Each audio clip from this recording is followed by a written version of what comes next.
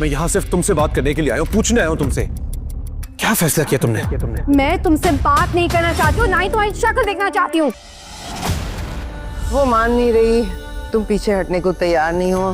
تو مسئلے کا حل کیسے نکلے گا؟ اگر تمہیں ذوالفقار شاہ پسند تھا تو ہمیں بتا دینا چاہیے تھا بیٹا، اس طرح سے آج سالار دوسری شادی تو نہ کر رہا ہوتا۔ جاؤ یہاں سے، جاؤ یہاں سے اور آئندہ مت آنا۔ بہت تکلیف میں ہے نور، اور اس کی خوشی کی خاطر میں سب کچھ کروں گا۔ ناظرین، آپ دیکھیں گے کہ ذوالفقار شاہ نور کے لیے بہت ہی پریشان ہوتا ہے، اور وہ کہتا ہے کہ میں نور کو اس حال میں نہیں رہنے دوں گا، اسی لیے وہ نور سے ملنے کے لیے نور کے گھر چلا جائے گا۔ ادھر آپ دیکھیں گے کہ جب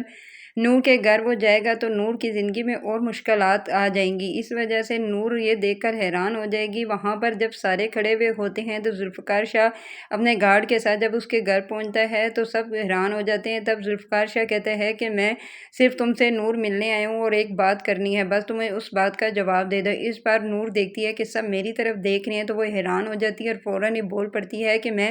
تم سے نہیں ملنا چاہتی اور نہ ہی تمہاری کوئی بات سننا چاہتی ہوں۔ اس پر ذوالفقار شاہ کہتا ہے کہ میں تمہیں کہہ رہا ہوں، میں نے کچھ بھی تمہیں نہیں کہنا، بس ایک بات کا مجھے جواب دے دو۔ تو اس پر وہ کہتی ہے کہ نہ میں تمہارے ساتھ رہنا چاہتی ہوں، نہ ہی میں اب تمہارے ساتھ کوئی تعلق رکھنا چاہتی ہوں، اس لیے میں کہہ رہی ہوں کہ یہاں سے دفع ہو جاؤ، آج کے بعد تم مجھے ملنے کی کوشش مت کرنا۔ جب یہ دیکھے ذوالفقار شاہ جب سنے گا تو وہاں سے چلا جائے گا، گھر آ کر بہت ہی پریشان ہوگا اور کہے گا کہ یہ پاگل لڑکی کیوں نہیں سمجھ رہی کہ اس کی زندگی میں کتنی مشکلات ہیں، اگر میں نے اس کی مدد نہیں کی تو یہ کیسے اپنے آپ کو سیو کر سکے گی۔ ادھر آپ یہ بھی دیکھیں گے کہ جب یہ سب کچھ اس کی تیری ماں دیکھتی ہے تو حیران ہو جاتی ہے۔ جب ذوالفقار شاہ چلا جاتا ہے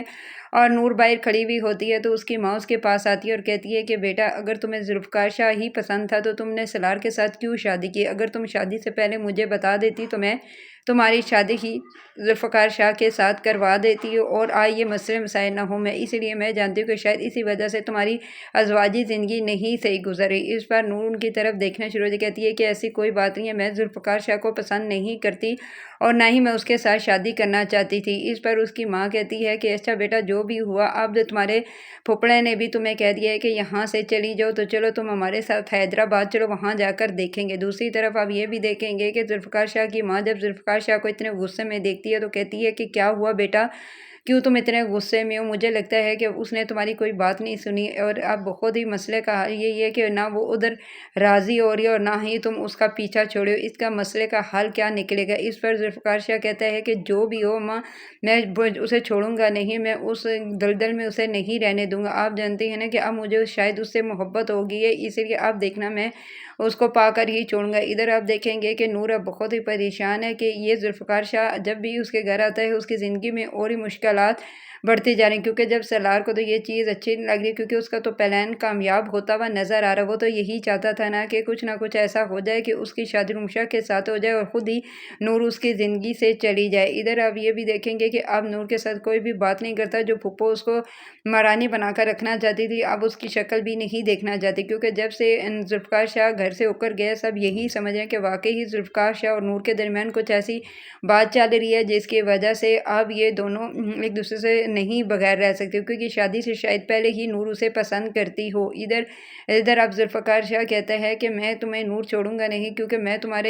تمہیں مشکل وقت میں تمہارا ساتھ دوں گا، اور میں جانتا ہوں کہ تم اس وقت مشکل میں ہے، کیونکہ اگر میں نے تمہارا ساتھ نہیں دیا تو تم اکیلی رہ جاؤ گی، اور سالار کو تو میں بالکل بھی نہیں چھوڑوں گا۔